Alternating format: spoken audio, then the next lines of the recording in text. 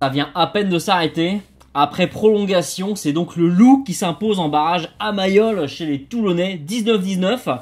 Un match nul qui n'en a que l'air, hein, qui a le goût du match nul, qui ressemble au match nul, mais qui n'est pas un match nul puisque au nombre d'essais marqués, c'est le Loup qui s'impose le règlement, le top 14 et d'autres compétitions, hein, si je dis pas de bêtises, mais notamment le top 14 précise que en cas d'égalité, à la fin des prolongations, donc déjà à la fin du temps réglementaire, il y a des prolongations, et à la fin des prolongations, avant de passer à l'étape de tir au but, il y a donc ce petit décompte des essais. Parfois dans les compétitions, c'est les cartons qui sont comptés, des choses comme ça. Là, il y avait un carton jaune partout. Et par contre, il y a 2 essais pour le Loup et un seul pour le RCT. Voilà. Ce fut un match plutôt tendu quand même. Un match assez difficile, même en première mi-temps, c'était vraiment chiant, quoi. C'était vraiment pas très intéressant. Voilà, je regarde un petit peu les images, là, les interviews. Bon, c'est une mauvaise habitude que j'ai, excusez-moi. Mais voilà, c'est quand même compliqué pour les Toulonnais qui ont cru avoir fait le métier. Il y avait quand même à la mi-temps un score pas forcément dégueulasse. Voilà, il y avait 3-6 à la mi-temps quand même. Il y avait un score rattrapable pour les Toulonnais qu'ils ont rattrapé avant de se faire rattraper à leur tour. Et ça mauvais, quoi. Et surtout le dernier essai des Lyonnais. J'ai quand même parlé d'abord, enfin, chose dans l'ordre, de l'essai des Toulonnais. C'est un essai grâce à un ballon arraché par Mahanonou qui a fait plutôt un bon match jusqu'à ce qu'il prenne un carton jaune en prolongation. Ça, c'est vraiment pas terrible, quoi. Mais sinon, il avait fait un plutôt bon match. Je l'avais trouvé très rapide, très vif, très tranchant. Donc, il arrache un ballon et c'est transmis finalement à Chris Ashton. Il fait un beau H-splash. Mais en dehors de ça, Ashton n'a pas fait grand chose. Il rate, il gâche en quelque sorte 2 occasions d'essai assez franches. C'est quand même un petit peu énervant, surtout quand tu connais ses qualités. Mais donc voilà pour ce qui est de l'essai toulonnais. Les Lyonnais ont inscrit des essais plutôt bons et je retiendrai surtout le deuxième avec une percée de leur seconde ligne. Son nom m'échappe, excusez-moi, je connais pas super bien ce joueur-là. C'est un remplaçant d'ailleurs, il me semble.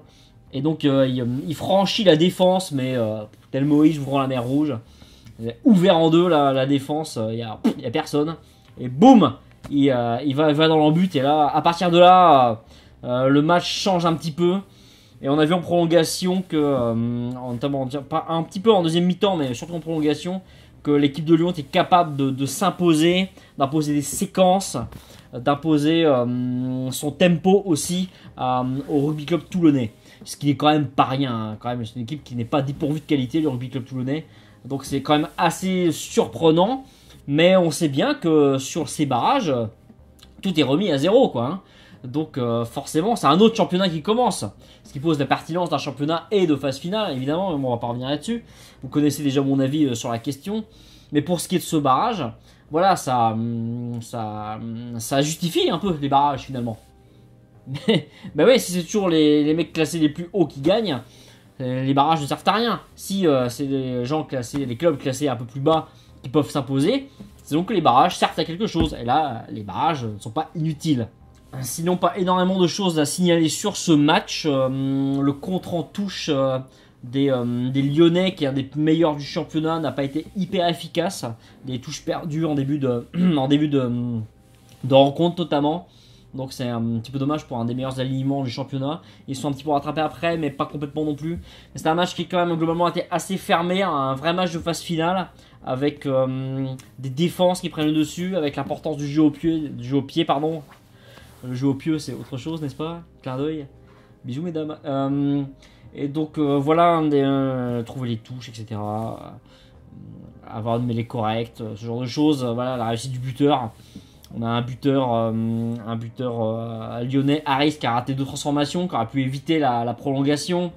Il y a un drop raté par François Trinduc. Bon, voilà, il y a Michalak, voilà, Fred Michalak. Il y a peut-être juste son dernier match, il sort blessé. Après le mauvais geste qui a valu son carton jaune à Mahanonou. C'est un petit peu dommage. Si ça se finit comme ça, c'est un petit peu dommage.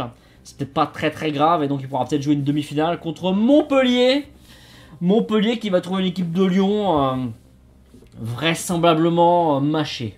Vraisemblablement un peu concassée. Ils sont quand même... les deux équipes sont passées à la bétonnière. Ça va être difficile de faire un match de haut niveau contre une équipe qui a eu 2 semaines de repos, quoi. Là, quand on connaît le jeu très direct des Montpelliérains, ça peut vraiment être difficile pour eux. Malgré tout, ils ont joué leur chance ce coup-là, on le disait perdant, ils ont gagné. Bon, pourquoi pas une deuxième fois, après tout. Voilà ce qu'on peut dire sur ce match qui n'était pas hyper agréable, du moins au début, mais qui a eu quand même le mérite d'avoir du suspense, un vrai suspense intéressant.